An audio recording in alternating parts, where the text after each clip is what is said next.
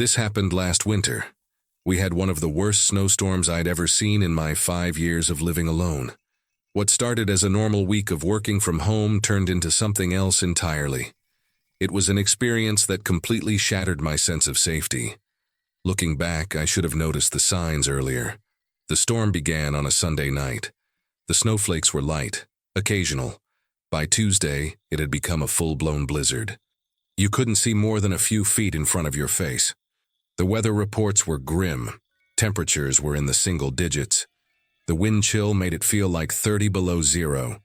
The streets in my small town were completely impassable. Emergency services had suspended all non-critical operations. It was the kind of weather that made even a short trip outside a deadly risk. Luckily, my job allowed me to work from home during emergencies like this. My house is modest, a 2-bedroom ranch on a corner lot, but it's well insulated. The heating system is reliable. I had enough food for a week. The internet was stable. My home office setup was comfortable enough for long work sessions. I had my desk in my bedroom. It was positioned right under the window that faced the west side of my property. I liked that spot. It usually gave me a nice view of the small garden I was trying to grow. But now, all I could see was a solid white wall of falling snow. On Tuesday, I worked from about 8 in the morning until 8 at night. I took a few breaks to make food or just to stretch my legs. The wind howled all day long. It made the whole house creak and groan in ways I didn't normally notice. But after living there for several years, I had learned to tell the difference. I knew the normal sounds of an old house settling in the cold.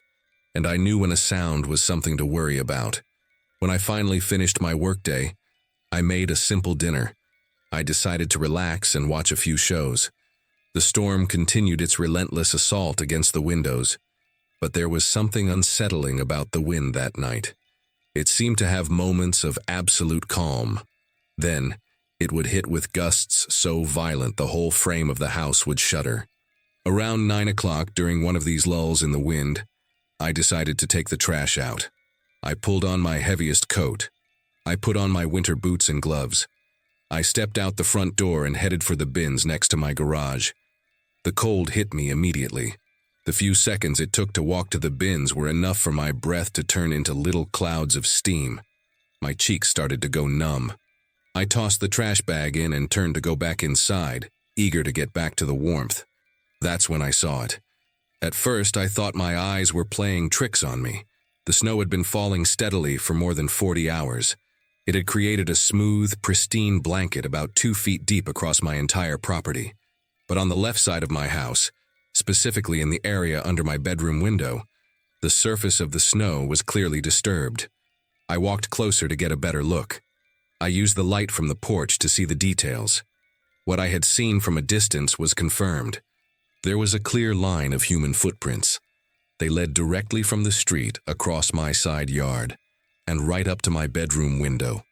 The prints were distinctly from a pair of boots, probably a size 10 or 11. The tread pattern suggested heavy work boots or hiking boots. Whoever had made them hadn't tried to hide their presence. In fact, the tracks seemed almost deliberate, obvious, as if they were meant to be discovered. What disturbed me the most was that the tracks didn't just lead to the window and back. They led to the window. There was an area directly underneath it where the snow was significantly trampled down. It looked as if someone had been standing there for a long, long time. Then the tracks continued around the perimeter of my house before disappearing back toward the street. My mind started racing. I had been working at that window all day. I would have been clearly visible from the outside during the daylight hours. My blinds were usually open to get some natural light. Anyone standing right there could have seen into my room. They could have seen my work setup. They could have seen that I lived alone. A cold feeling spread through my chest. It had nothing to do with the weather. I followed the tracks. They circled my entire house. There was evidence that the person had looked through multiple windows. There were footprints directly beneath my living room window, my kitchen window, even my bathroom window. Whoever this was, they weren't lost. They hadn't been looking for help. They had been methodically scouting my property. They were watching me, learning my routines. I went back inside immediately. I locked the door and drew every blind and curtain shut. I checked every single lock on every door and window. It was something I didn't normally do. But that night it felt absolutely critical. My home, which had always felt like a safe haven, now felt dangerous. Every groan of the house, every howl of the wind made me jump. I tried to rationalize it. Maybe it was a utility worker checking on power lines.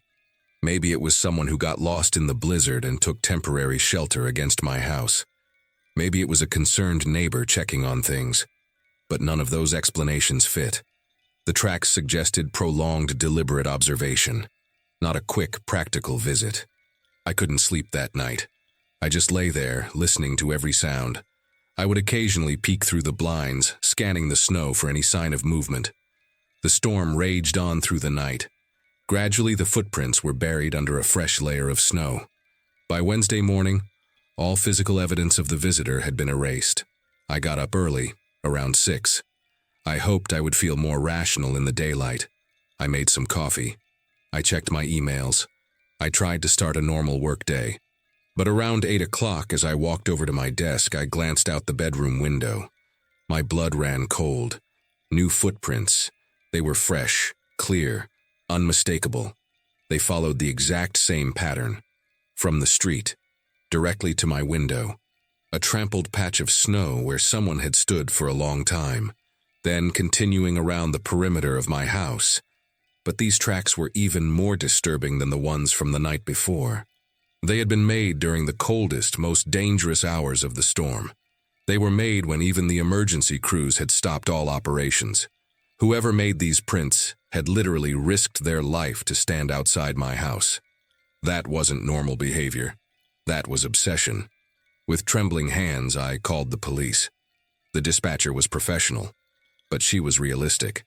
An immediate response wasn't possible in these weather conditions. They could take a report over the phone.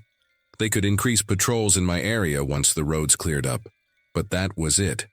I took pictures of the footprints from multiple angles. I documented everything. At least I would have evidence if things escalated. The rest of the day was a blur of anxiety. I tried to work, but my mind was elsewhere. Every hour, I got up to check the locks. I'd peek through the blinds, looking for any suspicious movement. The snow kept falling. By late afternoon, the tracks were gone again, buried under a fresh white blanket. That night, I took extra precautions. I dragged a heavy chair and wedged it under the front doorknob. I kept my charged cell phone within arm's reach at all times. I slept in short, restless bursts. I woke up at every unusual sound. Around 3 in the morning, I swore I heard footsteps on my front porch. But when I looked, I couldn't see anything through the swirling snow. Thursday morning brought more of the same. Fresh tracks. The same exact pattern, the same evidence of someone watching me for hours. But this time there was something new. Something that made my heart stop. The footprints didn't just circle my house. They came much closer. There was clear evidence that the person had tried my door handles. And then I saw it. My bedroom window, the one right above my desk, had a small, thin crack in the glass that hadn't been there the day before. It wasn't damage from the weather. It was too specific. Someone had been pressing on the glass. They had been trying to get in. That was the last straw. I called the police again. This time, I made sure they understood the urgency. I explained that someone had been trying to access my home for multiple nights in a row. I told them the situation was escalating. I told them I was afraid for my life. The dispatcher was more receptive this time. The weather had improved slightly. She promised to send a patrol car as soon as one was available. While I waited, I did something I should have done days earlier. I called my nearest neighbor. He lived about 200 yards down the road. "I've been seeing someone walking around your area for the last 3 nights," he said. His words sent a chill down my spine. I thought maybe it was a utility guy, but it seemed strange for them to be out so late in this weather. I asked if he got a good look at the person. "Just from a distance," he replied. It was too dark and snowy to see any details, but it was definitely someone in a dark coat, and they seemed to know exactly where they were going. The sheriff's deputy arrived about an hour later. He was thorough. He documented the fresh tracks. He took photographs. He checked the perimeter of my house for any other evidence. But as we were talking in my living room, his radio crackled with an urgent message. He apologized and walked out to his patrol car to respond. When he came back inside, his expression had completely changed. "Sir," he said, his voice grim, "I'm going to need you to come with me to make an identification." He drove me about 10 blocks away. There was another patrol car and an ambulance, their red and blue lights flashing silently in the falling snow. In a ditch, half buried in a snowdrift, was a man. Even from a distance, I could see he was wearing heavy boots. The deputy later showed them to me. The tread pattern was an exact match to the prints around my house. The man was alive, but just barely. He had severe hypothermia, frostbite on his fingers and toes. He had clearly been exposed to the elements for hours. But the most disturbing part was what they found in his pockets. They found photographs of my house, taken from multiple angles. They found pictures of me, sitting at my desk, working by my window. They had been taken with a long-range lens. They found a hand-drawn floor plan of my house. It included the locations of every window and door. And they found a handwritten list of my daily routines. It noted the hours I worked, the times I made meals. It even had notes about when I turned my lights on and off at night. He had been stalking me for a lot longer than 3 nights. The storm had just been when he decided to escalate from watching me from a distance to something more direct. The investigators never figured out his exact motives. He had no identification on him. He refused to give them his real name. He had apparently been living out of his car for weeks. His records showed a history of obsessive behavior, but nothing that explained why he had chosen me. What we do know is that he had tools in his car, tools that would have made breaking into my house relatively simple. The investigators believe the only reason he didn't break in was because the storm had disoriented him. It eventually led to his collapse from exposure. The man survived. He was hospitalized, and eventually he was prosecuted for stalking and possession of burglary tools. He was ordered into mental health treatment. I was told he was released after several months with a restraining order. But the experience changed my relationship with my home forever. I installed a full security system. I changed all the locks. I added motion sensor floodlights outside. I moved my home office to a spare room with no windows facing the street. And every winter when the first snow begins to fall, I still find myself obsessively checking the ground outside. I'm always looking for footprints that shouldn't be there, because I know now that the very isolation I once valued can also make you the perfect target for someone whose intentions are much darker than just watching from a distance.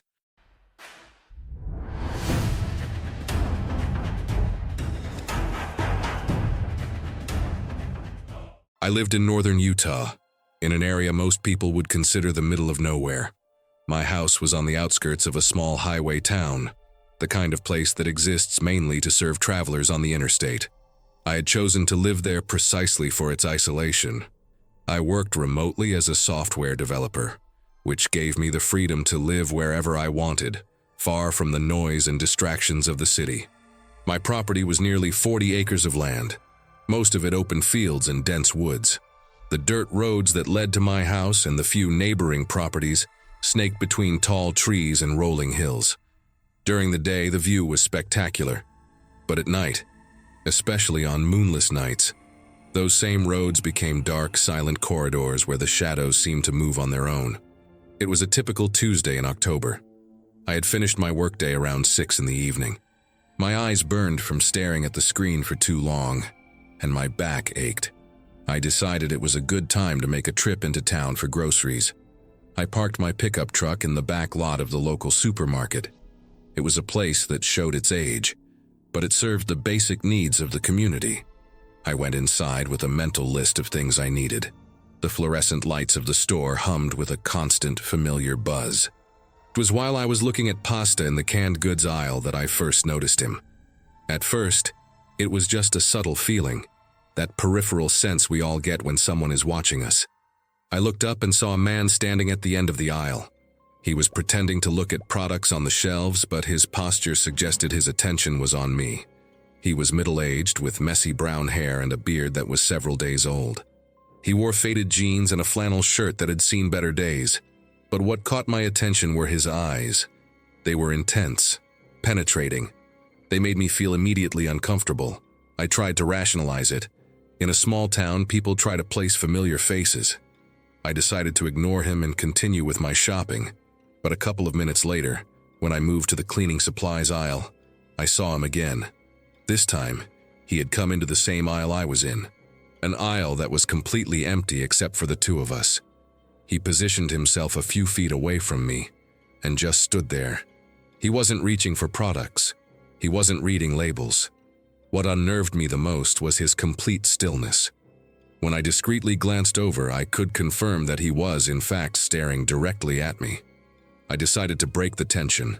I turned to him and said, "Hello," in a friendly tone. His lack of response was even more unsettling. He said nothing. He didn't nod, smile, or make any gesture of acknowledgement. He just continued to stare at me with that same fixed intensity. At that moment, every internal alarm I had started to ring. Something was definitely wrong. I decided to speed up my shopping and get out of the store as fast as possible. When I got to the checkout, my hands were trembling slightly. The cashier, an older woman who had worked there for years, noticed my nervousness. "Is everything all right, dear?" she asked with genuine concern. "Yeah, just in a bit of a hurry," I replied, trying to sound casual. I paid quickly and walked out to the parking lot. The sun was starting to set, casting long shadows between the parked cars. As I walked toward my truck, I did a casual scan of the lot.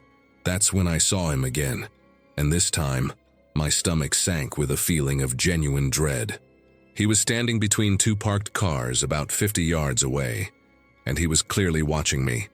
What made this particularly alarming was that he didn't have any shopping bags with him. He hadn't bought anything. He had been in the store for one reason only: to watch me. I quickly got into my truck, locked the doors, and pulled out of the parking lot. In my rearview mirror, I could see the man still standing in the same spot, watching me as I drove away. I arrived at my property just as darkness was beginning to settle in completely. The privacy I normally valued so much now felt like a vulnerability. I parked in front of the house and started the process of unloading the groceries. As I was putting things away in the kitchen, my phone rang. It was my father calling to catch up. The conversation distracted me from the task at hand. After we hung up, I remembered I still had bags in the truck. I stepped out the front door and walked toward my vehicle, but something made me stop in my tracks. There was a presence that hadn't been there before. As my eyes adjusted to the darkness, I could make out a shape that didn't belong. Far down my private gravel driveway, there was a pickup truck parked. Its lights were off. I was absolutely certain it hadn't been there when I got home. The road had been completely empty. What's more, the vehicle was clearly on my land. My first reaction was a mix of confusion and irritation. I decided to take a cautious approach. I grabbed my remaining bags, keeping the mysterious truck in my peripheral vision, and went back inside. Once indoors, I went to the living room window that offered the best view of the driveway. I peered through a small gap in the curtains. The truck was still there, motionless and silent. For the first hour, my anxiety began to fade. The most plausible explanation was that it was a tired long-haul driver who had decided my property looked like a good place to get some sleep. Over the next hour, the vehicle remained completely still. As it got later, my exhaustion started to overpower my unease. I decided that in all likelihood the truck would be gone by morning. I closed the curtains, turned off the downstairs lights, and went up to my bedroom. Sometime deep in the night, I woke up abruptly. It wasn't a gradual stirring, but the kind of sudden awakening that tells you something has disturbed your subconscious. As I opened my bedroom door to step into the hallway, I heard something that made me freeze. A distinct creak from the floorboards downstairs. It was the specific, unmistakable sound of the floor, bearing the weight of a person moving deliberately.